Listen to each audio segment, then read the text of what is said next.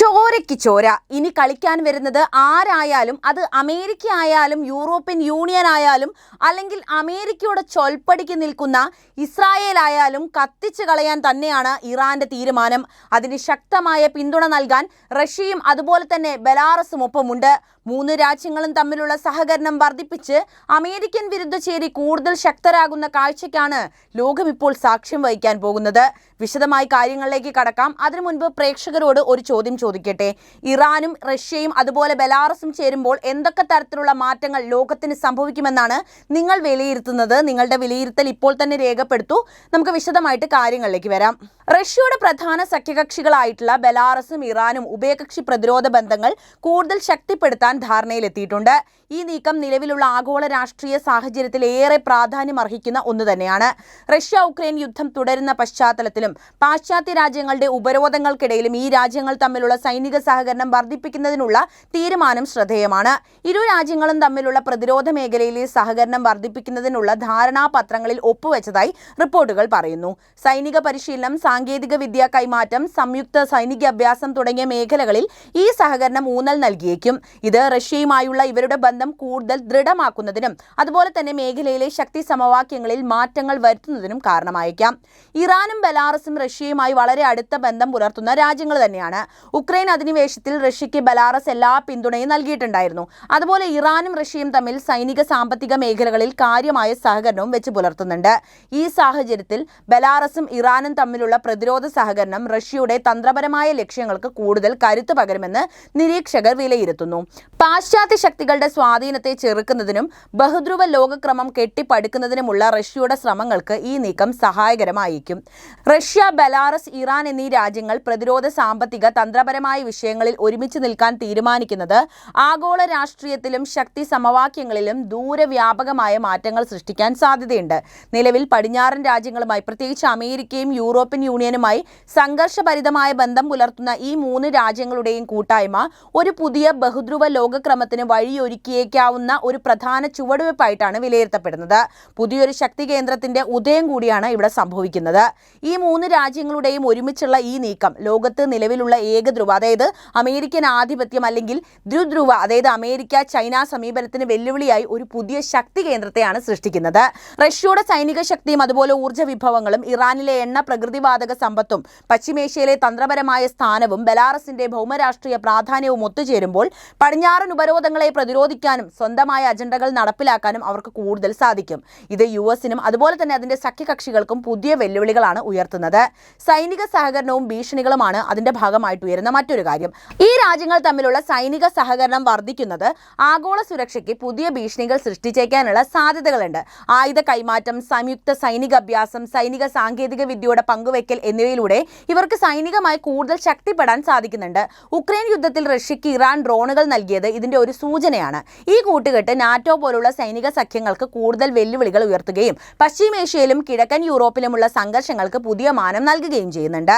സാമ്പത്തിക സ്വാധീനവും ഉപരോധങ്ങളും മറികടക്കലുമാണ് ഇതിന്റെ പ്രധാനമായിട്ടുള്ള ഒരു ലക്ഷ്യം. അതായത് പടിഞ്ഞാറൻ രാജ്യങ്ങൾ റഷ്യയ്ക്കും ഇറാനും മേൽ ഏർപ്പെടുത്തിയിട്ടുള്ള ഉപരോധങ്ങളെ മറികടക്കാൻ ഈ സഹകരണം സഹായിക്കാനുള്ള സാധ്യതയുണ്ട്. പുതിയ വ്യാപാര പാതകൾ, ഊർജ്ജ ഇടപാടുകൾ, സാമ്പത്തിക വിനിമയ സംവിധാനങ്ങൾ എന്നിവ വികസിപ്പിച്ച് ഇവർ പരസ്പരം സഹായകരമാകും. ചൈനയുമായുള്ള ഇവരുടെ സാമ്പത്തിക ബന്ധങ്ങളും ശക്തിപ്പെടുകയാണെങ്കിൽ പടിഞ്ഞാറൻ രാജ്യങ്ങളുടെ സാമ്പത്തിക ആധിപത്യത്തിന് ഇതൊരു ബദലായിട്ട് മാറാനുള്ള സാധ്യതയുണ്ട്. ഇത് ആഗോള സാമ്പത്തിക ഘടനയിൽ വലിയ മാറ്റങ്ങൾക്കും വഴിവെക്കും. ഭൗമരാഷ്ട്രീയ രംഗത്ത് എന്തൊക്കെ മാറ്റങ്ങൾ ഉണ്ടാവുമെന്ന് കൂടി പറയാം. പശ്ചിമേഷ്യയിൽ നോക്കുകയാണെങ്കിൽ ഇറാൻ ശക്തിപ്പെടുന്നത് ഇസ്രായേലിനും അതുപോലെ തന്നെ സൗദി അറേബ്യയ്ക്കും വെല്ലുവിളി സൃഷ്ടിക്കുന്ന ഒന്ന് തന്നെയാണ്. സിറിയ, യമൻ, ലബനൻ എന്നിവിടങ്ങളിലെ സംഘർഷങ്ങളിൽ ഇറാന് റഷ്യയുടെ കൂടുതൽ പിന്തുണ ലഭിക്കുന്നത് മേഖലയിലെ നിലവിലുള്ള ശക്തി സമവാക്യങ്ങളെ മാറ്റി എഴുതാൻ ഇറാനെ സഹായിക്കും. അടുത്തത് കിഴക്കൻ യൂറോപ്പിൽ ഉണ്ടാവുന്ന മാറ്റങ്ങളാണ്. ബെലാറസിന്റെ റഷ്യയുമായുള്ള അടുപ്പം പോളണ്ട്, ലിത്വാനിയ തുടങ്ങിയ നാറ്റോ രാജ്യങ്ങൾക്ക് കൂടുതൽ ആശങ്കകൾ സൃഷ്ടിക്കുന്നുണ്ട്. റഷ്യയുടെ സൈനിക സാന്നിധ്യം യൂറോപ്പിന്റെ അതിർത്തികളിൽ വർദ്ധിക്കുന്നത് മേഖലയിലെ പിരിമുറുക്കം വർദ്ധിപ്പിക്കും. അടുത്തത് ആഗോള നയതന്ത്രത്തിൽ ഇതെങ്ങനെ ബാധിക്കുമെന്നതാണ്. ഐക്യരാഷ്ട്രസഭ G20 പോലുള്ള ആഗോള വേദികളിൽ ഈ രാജ്യങ്ങൾക്ക് കൂടുതൽ ഏകോപിതമായ നിലപാടുകൾ സ്വീകരിക്കാൻ സാധിക്കും. ഇത് പടിഞ്ഞാറൻ രാജ്യങ്ങളുടെ പ്രമേയങ്ങളെയും അതുപോലെ അവരുടെ തീരുമാനങ്ങളെയും സ്വാധീനിക്കാനുള്ള അവരുടെ ശേഷി വർദ്ധിപ്പിക്കുകയാണ് ചെയ്യുന്നത്. ഈ ഒരു കൂട്ടുകെട്ടിന്റെ ഭാവി സാധ്യതകൾ എന്തൊക്കെയാണെന്ന് കൂടി പറയാം. റഷ്യ, ബെലാറസ്, ഇറാൻ കൂട്ടുകെട്ടിനോട് പടിഞ്ഞാറൻ രാജ്യങ്ങൾ എങ്ങനെ പ്രതികരിക്കുന്നു എന്നത് നിർണായകമാണ്. കൂടുതൽ ഉപരോധങ്ങൾ, നയതന്ത്രപരമായ ഒറ്റപ്പെടുത്തൽ, സൈനിക സഖ്യങ്ങളെ ശക്തിപ്പെടുത്തൽ തുടങ്ങിയ നടപടികൾ അവർ സ്വീകരിക്കാനുള്ള സാധ്യത ഇവിടെയുണ്ട്. ഇത് ആഗോള സംഘർഷങ്ങൾ വർദ്ധിപ്പിക്കുകയോ അല്ലെങ്കിൽ ഒരു പുതിയ ശീതയുദ്ധത്തിലേക്ക് നയിക്കുകയോ ചെയ്തേക്കാം. ചുരുക്കത്തിൽ റഷ്യ, ബെലാറസ്, ഇറാൻ എന്നിവയുടെ സഹകരണം ആഗോള രാഷ്ട്രീയ, സാമ്പത്തിക, സൈനിക മേഖലയിലെ വലിയ മാറ്റങ്ങൾ സൃഷ്ടിക്കാൻ സാധ്യതയുള്ളതാണ്. ഇത് നിലവിലുള്ള ബഹുധ്രുവ ലോകക്രമത്തിലേക്കുള്ള മാറ്റത്തെ ത്വരിതപ്പെടുത്തുകയും അന്താരാഷ്ട്ര ബന്ധങ്ങളിൽ പുതിയ സങ്കീർണതകൾക്ക് വഴിവെക്കുകയും ചെയ്യും. റഷ്യയും ബെലാറസും തമ്മിലുള്ള ബന്ധം യൂണിയൻ സ്റ്റേറ്റ് എന്ന പേരിൽ ദീർഘകാലമായി നിലനിൽക്കുന്നതാണ്.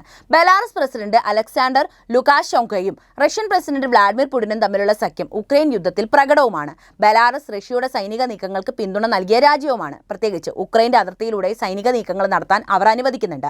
അടുത്തത് പശ്ചിമേഷ്യയിലുള്ള ഇറാനുമായിട്ടുള്ള റഷ്യയുടെ കൂട്ടുകെട്ടാണ്. ഇറാൻ റഷ്യ ബന്ധം കൂടുതൽ സൈനികപരമാണ് എന്ന് പറയുന്നതാണ് ശരി. ഇറാൻ റഷ്യയ്ക്ക് ഡ്രോണുകളും മറ്റ് ആയുധങ്ങളും നൽകുന്ന രാജ്യമാണ്. പ്രത്യേകിച്ച് ഉക്രൈൻ യുദ്ധത്തിലൊക്കെ ഒരുപാട് ഇറാന്റെ ഡ്രോണുകൾ റഷ്യ ഉപയോഗിച്ചിട്ടുണ്ട്. 2025 ജനുവരിയിൽ ഇരു രാജ്യങ്ങളും കോംപ്രിഹെൻസീവ് സ്ട്രാറ്റജിക് പാർട്ണർഷിപ്പ് ഉടമ്പടി ഒപ്പുവെച്ചിട്ടുണ്ട്. എന്നാൽ ഇതിൽ പരസ്പര സൈനിക സഹായം എന്ന് പറഞ്ഞ ഒരു ക്ലോസ് ഇല്ല. അടുത്ത കാലത്തായി ഇറാനും ബെലാറസും തമ്മിലുള്ള ബന്ധവും ശക്തിപ്പെടുന്ന കാഴ്ചയാണ് നമ്മൾ കണ്ടിട്ടുള്ളത്. 2025 ഓഗസ്റ്റ് 20 ഇറാൻ പ്രസിഡന്റ് മസൂദ് പെഷസ്കിയാനും ലുകാഷെങ്കോയും മിൻസ്കിൽ കൂടിക്കാഴ്ച നടത്തി. പ്രതിരോധ സഹകരണം ഉൾപ്പെടെ പുതിയ ഉടമ്പടികളാണ് അവർ ഒപ്പുവെച്ചത്. ഇരു രാജ്യങ്ങളും ചേർന്ന് അമേരിക്കൻ നേതൃത്വത്തിലുള്ള യൂണിലാറ്ററിസം എതിർക്കുന്നു എന്ന് പ്രഖ്യാപിക്കുന്നുണ്ട്. ഈ Russia, Belarus, Iran axis American ആധിപത്യത്തിനെതിരെ ഒരു മൾട്ടി പോളാർ ലോകക്രമം സൃഷ്ടിക്കാനാണ് ലക്ഷ്യമിടുന്നത്. ഉക്രൈൻ യുദ്ധത്തിൽ ഈ സഖ്യം അമേരിക്കയ്ക്കും നാറ്റോയ്ക്കും ഗുരുതരമായ വെല്ലുവിളികൾ ഉയർത്തുന്നു എന്ന കാര്യം പറഞ്ഞല്ലോ. ഇറാൻ നൽകുന്ന ഡ്രോണുകളും മിസൈലുകളും റഷ്യയുടെ യുദ്ധശേഷി വർദ്ധിപ്പിക്കുന്നുണ്ട്. ഇത് US നൽകുന്ന സഹായങ്ങളെ നിർവീര്യമാക്കാനാണ് ഉപകരിക്കുന്നത്. ബെലാറസ് റഷ്യയുടെ ബഫർ സോണായി പ്രവർത്തിക്കുന്നത് കൊണ്ട് തന്നെ നാറ്റോ അതിർത്തികളിലെ ഭീഷണിയും വർദ്ധിക്കുകയാണ്. 2025 US ത്രെറ്റ് അസസ്മെന്റ് റിപ്പോർട്ട് പ്രകാരം റഷ്യയുടെ ഈ സഖ്യങ്ങൾ സൈബർ ആക്രമണങ്ങൾ, അതുപോലെ ഇൻഫർമേഷൻ വാർഫെയർ എന്നിവയിലൂടെ അമേരിക്കൻ താൽപ്പര്യങ്ങൾക്ക് വലിയ ഭീഷണിയാണ് സൃഷ്ടിക്കുന്നത്. മിഡിൽ ഈസ്റ്റിൽ ഇറാൻ റഷ്യ സഖ്യം ഇസ്രായേലിനും US സഖ്യകക്ഷികൾക്കും വെല്ലുവിളിയാണ് സൃഷ്ടിക്കുന്നത്. ഇറാൻ റഷ്യയിൽ നിന്ന് ആയുധങ്ങൾ സ്വീകരിക്കുകയാണ് ചെയ്യുന്നത്. ഇത് ഇസ്രായേൽ ഇറാൻ സംഘർഷത്തെ തീവ്രമാക്കുന്നു. നാറ്റോ സമിറ്റിന്റെ റിപ്പോർട്ടുകൾ പ്രകാരം ഇറാൻ, നോർത്ത് കൊറിയ എന്നിവ റഷ്യയ്ക്ക് സൈനിക പിന്തുണ നൽകുന്നത് US സഖ്യങ്ങളെ ദുർബലപ്പെടുത്തുന്ന ഒരു പ്രധാന ഘടകമാണ്. ഈ ആക്സിസ് ഓഫ് അപ്ഹീവൽ, അതായത് Russia, Iran, China, north Korea എന്നീ രാജ്യങ്ങളൊക്കെ ചേർന്നിട്ടുള്ളത് USന്റെ ആഗോള ക്രമത്തെ തകർക്കാൻ ശ്രമിക്കുന്നു എന്ന വിശകലനങ്ങളും ചൂണ്ടിക്കാണിക്കുന്നുണ്ട്. സാമ്പത്തികപരമായി ഈ സഖ്യങ്ങൾ US ഉപരോധങ്ങളെ മറികടക്കാൻ സഹായിക്കുന്നതാണ് യാഥാർത്ഥ്യം. ഇറാൻ റഷ്യ വ്യാപാരം കാസ്പിയൻ കടലിലൂടെയാണ് പോകുന്നത്. ഇത് US ഇടപെടലുകളെ തടയുകയും അതുപോലെ തന്നെ ബെലാറസും ഇറാനും USനെതിരെയുള്ള യൂണിലാറ്ററൽസെ എതിർക്കുകയും ചെയ്യുന്നുണ്ട്. വിമർശനാത്മകമായ പല വീക്ഷണങ്ങൾ ഉണ്ടായാലും ഈ സഖ്യങ്ങൾക്ക് പരിമിതികൾ ഉണ്ട് എന്നുകൂടി പറയേണ്ടിയിരിക്കുന്നു. കാരണം ഇറാൻ റഷ്യ പാർട്ണർഷിപ്പ് സ്ട്രാറ്റജിക് ട്രാൻസ്ലേഷനാണ്, പൂർണ്ണ സൈനിക സഖ്യമല്ല. ബെലാറസ് റഷ്യയോട് പൂർണ്ണമായി അനുസരണയുള്ള രാജ്യവുമാകണമെന്നില്ല.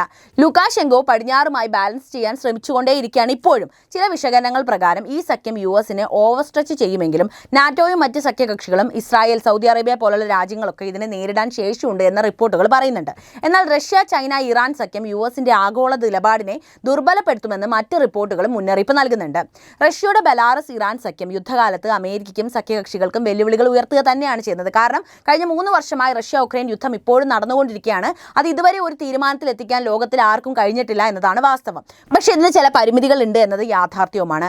US ഈ വെല്ലുവിളികളെ നേരിടാൻ സഖ്യങ്ങളെ ശക്തിപ്പെടുത്തുകയും ഡിപ്ലോമസി ഉപയോഗിക്കുകയും തന്നെ വേണം. ഈ സഖ്യങ്ങൾ ലോകക്രമത്തെ പുനർനിർമ്മിക്കാൻ ശ്രമിക്കുന്നുവെങ്കിലും അമേരിക്കൻ ചേരിയുടെ പ്രതികരണം ഈ വിഷയത്തിൽ നിർണായകമാണ്. അപ്പോൾ ഈ വിഷയത്തിൽ നിങ്ങളുടെ നിലപാട് അറിയാൻ താല്പര്യമുണ്ട്. എന്ത് തന്നെയായാലും കമന്റ് ചെയ്യുക. ഒപ്പം ഈ അറിവുകൾ എല്ലാവർക്കും എത്താൻ വീഡിയോ ഒന്ന് ലൈക്ക് ചെയ്യാനും ഷെയർ ചെയ്യാനും പ്രത്യേകം ശ്രദ്ധിക്കുമല്ലോ.